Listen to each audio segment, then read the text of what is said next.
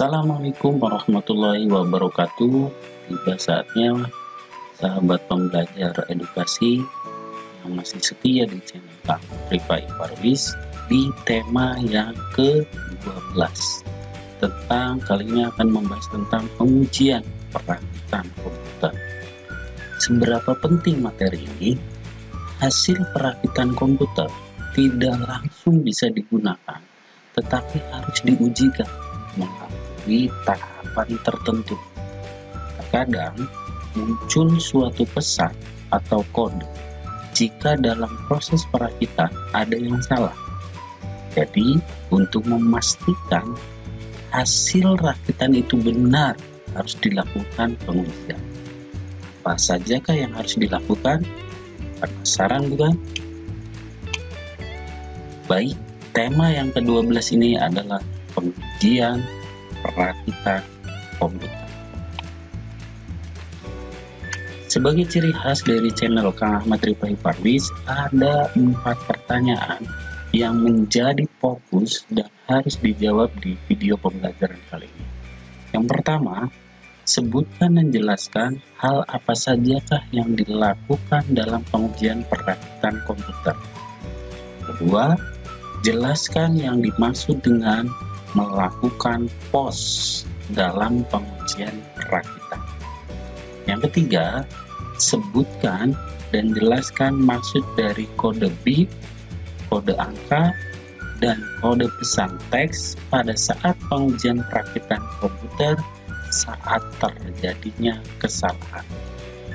Yang terakhir, yang fokus jadi video pembelajaran kali ini, jelaskan apa yang kita lakukan dalam pengecekan secara manual pada saat kegiatan pengujian perakitan komputer. Penasaran bukan? Tetap jangan di-skip ya, terus pantengin dan simak isi dari video pembelajaran kali ini. Tapi sebelum itu, kita saksikan yang berikut ini.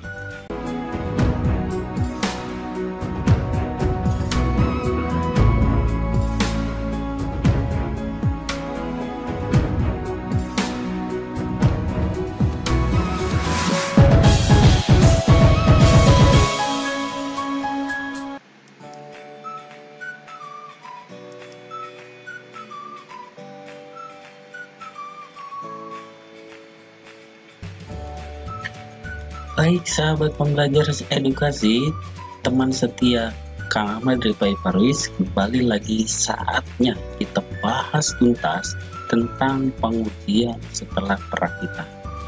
Ada beberapa proses yang dapat dilakukan dalam mengecek hasil perakitan komputer.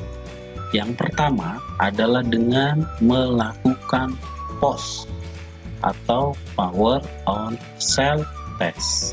Ini adalah proses yang paling wajib karena jika komputer sudah berhasil melewati proses ini 80% hasil perakitan sudah berhasil. Selain dengan melakukan proses POS, jika kita bisa dengan menggunakan beberapa aplikasi untuk menguji fungsi dari beberapa perangkat, apakah berfungsi dengan baik. Atau yang kedua, lakukanlah pengecekan fungsi komponen secara manual. Nah, kita bahas satu-satu. Melakukan proses POS, Power on Self Test. Artinya apa? Dengan adanya proses POS, pengguna komputer akan lebih mudah dalam mengidentifikasi bila terjadinya masalah, sehingga dapat menentukan langkah perbaikan yang paling tepat. Dengan adanya proses ini sangat membantu pengguna untuk menganalisis letak masalah yang muncul itu apa. Jika terjadi permasalahan atau troubleshooting, komputer akan memberikan beberapa kode kepada pengguna di mana letak kerusakan terjadi. Ini ya contoh gambarnya.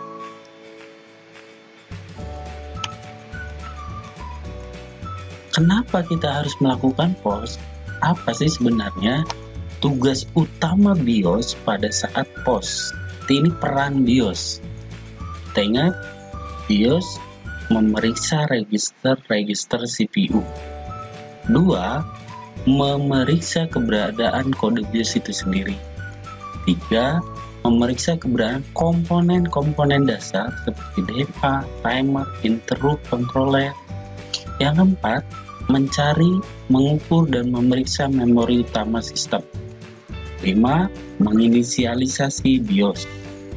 6. Mengidentifikasi, mengordinir, dan menyeleksi perangkat yang tersedia untuk booting. Yang 7. Mencari, menginisialisasi, dan membuat katalog semua sistem bus dan perangkat. Yang selanjutnya, menyediakan user interface untuk konfigurasi sistem.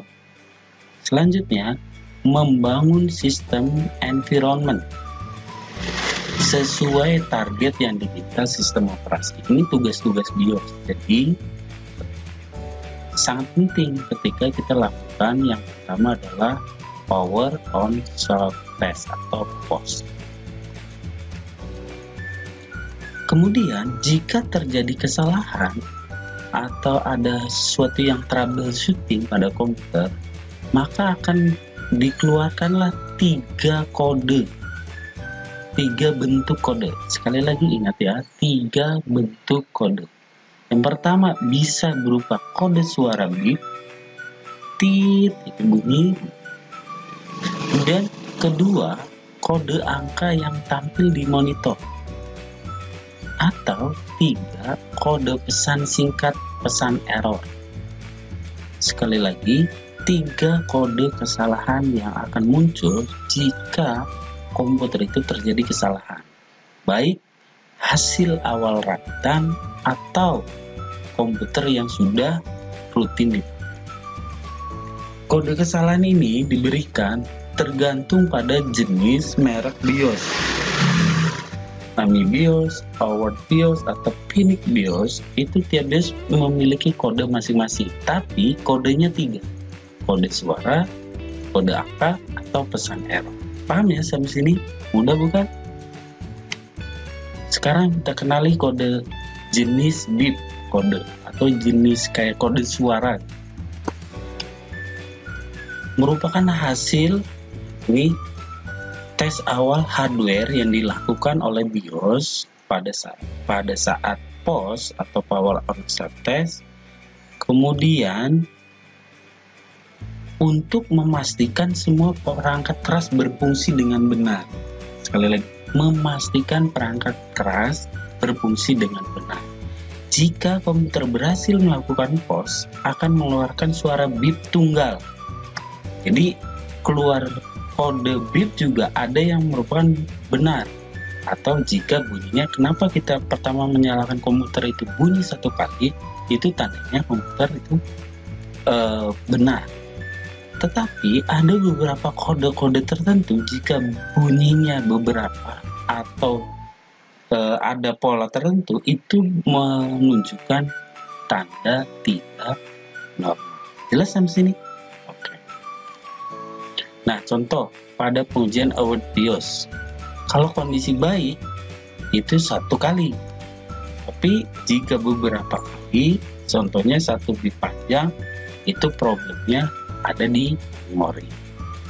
Atau boleh simak di slide ini. Banyak ya ternyata konfigurasinya. Untuk lebih jelasnya, literasi ini akan saya masukkan dalam web blog saya. Tidak akan bahas satu persatu, tapi kenal ya bahwa jika tidak 1 bit pendek pada award BIOS, berarti ada masalah.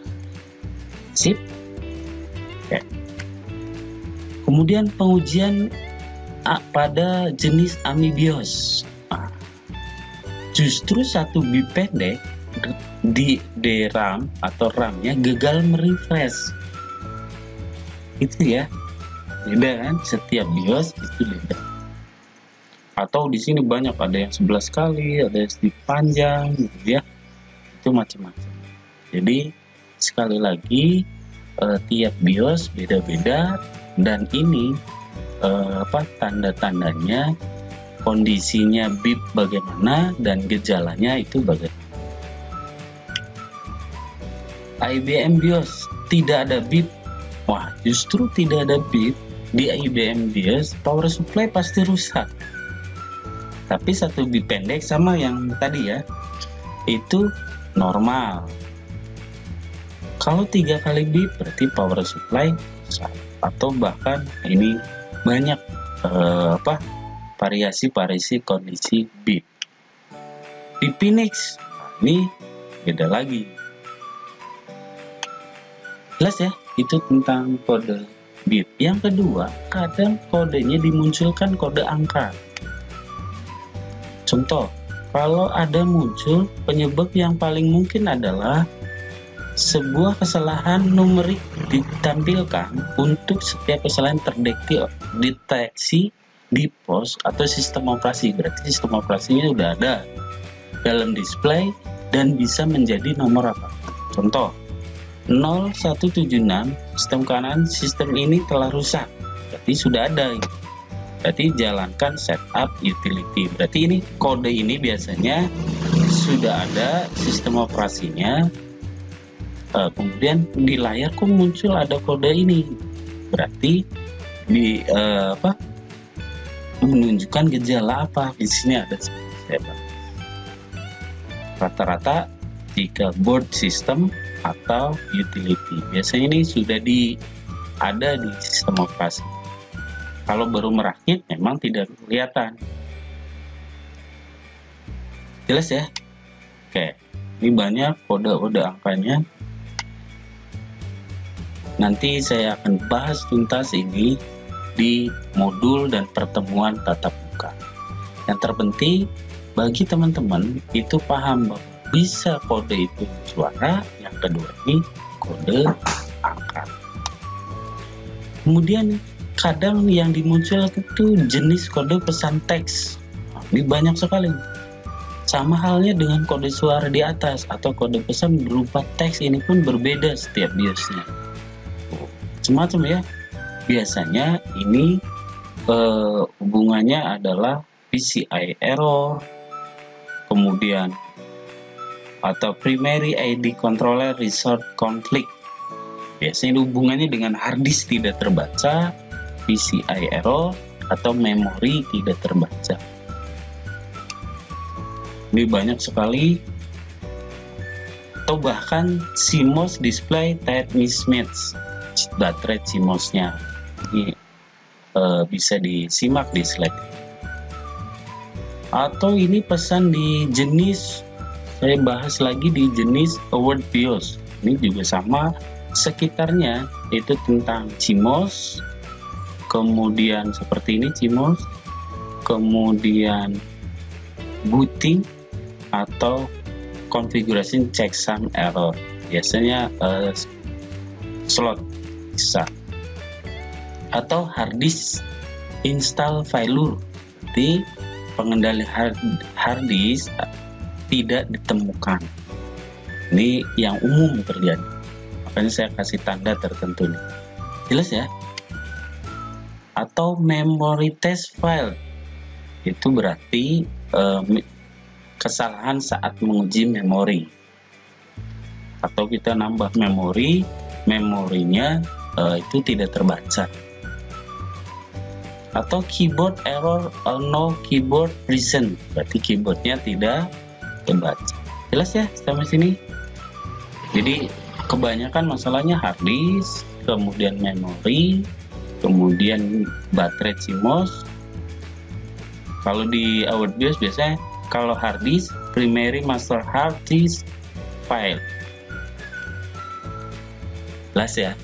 Dan langkah yang terakhir pengujian. Jadi tadi ketika POS itu bisa muncul, atau power on self test bisa muncul jika kesalahan kode bip atau suara, kode angka, atau kode pesan teks error. Yang kedua, lakukanlah pengecekan fungsi komponen secara manual. Mengecek keyboard, masuk atau belum. Biasanya ketika diketik masuk ke BIOS saja, jika keyboard tidak kebaca, tidak bisa masuk BIOS. Mengecek speaker aktif, nah ini penting. Ini biasanya kalau akan lebih tampak bisa mainkan Windows Media Player kalau sudah ada sistem operasi. Kemudian, nah ini yang penting, hal-hal yang sering terabaikan dalam merakit komputer. Yang pertama, kerapihan kabel. Ini penting karena di atas prosesor dipasang heatsink atau fan. Kadang kalau kabelnya tidak rapi, kabelnya kecil-kecil masuk ini berbahaya. Kemudian speaker, ini sekali lagi kita tahu tadi ada kode beep, tapi speakernya lupa dipasang. Nah ini tidak akan keluar bunyi beep karena speakernya harus terpasang. Kemudian dalam pemasangan thermal paste atau pasta prosesor untuk pendingin. Jadi sebelum heatsink atau kipas di pendingin di prosesor di atasnya harus kasih tambahan thermal paste seperti bentuknya gel. Ini untuk membantu prosesor itu pendinginan pada prosesor. Dudukan harddisk biasanya ini yang sering terjadi di casing itu ada dudukan harddisk, kemudian dan CD-ROM di atas, harddisk di bawah. Dan itu biasanya kita yang praktisi dalam merakit itu ada yang kencang ataupun terpasang tidak kencang bautnya, itu membahayakan. Front panel konektor, ini jelas. Di front panel itu sebelumnya kita sudah bahas tentang HDD LED, kemudian power LED, dan itu kalau tidak terpasang seolah komputer hidup. Kalau komputer sudah terpasang komputer hidup itu kadang nyala lampunya karena ini lupa dipasang. Nah, nggak kelihatan. Jelas ya? Itu saja yang bisa saya sampaikan di video pembelajaran ini. Semoga bermanfaat. Mohon maaf atas segala kekurangan. Dari penjelasan tadi bisa saya simpulkan bahwa proses pengujian hasil perakitan komputer dengan dua kegiatan, melakukan pos atau pengecekan secara manual. Kemudian yang kedua, jika ada sesuatu yang salah atau komponen tidak berfungsi dengan baik, biasanya muncul kode beep, kode angka, atau pesan teks error. Dan itu tiap jenis BIOS itu berbeda-beda. Kemudian yang tiga, pengecekan komponen secara manual ini penting dilakukan untuk memastikan hasil perakitan itu benar, sesuai prosedur dan tidak ada komponen yang bermasalah. Semoga bermanfaat. Maaf atas segala kekurangan. Baik, sebelum itu saya akan tutup video kali ini dengan satu kalimat inspiratif. Jika kamu mau belajar, jangan kebanyakan mendengar, tapi aktifkan seluruh panca inderamu, mencoba hal yang kau tanyakan, dan bersama orang-orang yang tidak takut mencoba. Itulah esensi belajar. Semoga bermanfaat. Silahkan jika menurut sahabat sekalian video pembelajaran ini atau konten ini bermanfaat, share sebanyak-banyaknya ke media sosial.